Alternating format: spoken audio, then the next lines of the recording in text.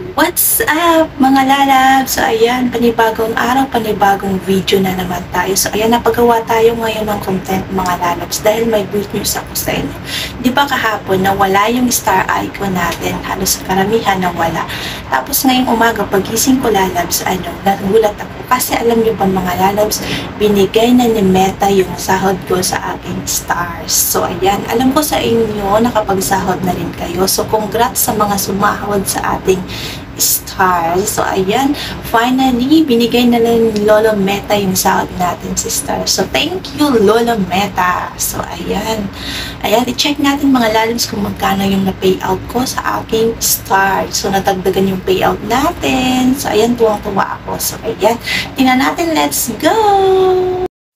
So, ayan mga lalabs, nandito tayo sa payout settings. So, ayan, open natin yan. Tapos yan, paid na lahat mga lalabs. Yan yung mga nasahod ko na lahat. So, ayan, overall natin. Yan. Tapos check natin. So, ayan yung binigay ni Lolo Meta, yung $30.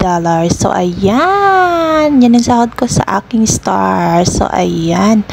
Congrats din sa mga sumahod sa star ngayon. So, ayan, lahat niya na yan. Yan yung nasahod ko dito sa Facebook. So, yun lang. Thank you.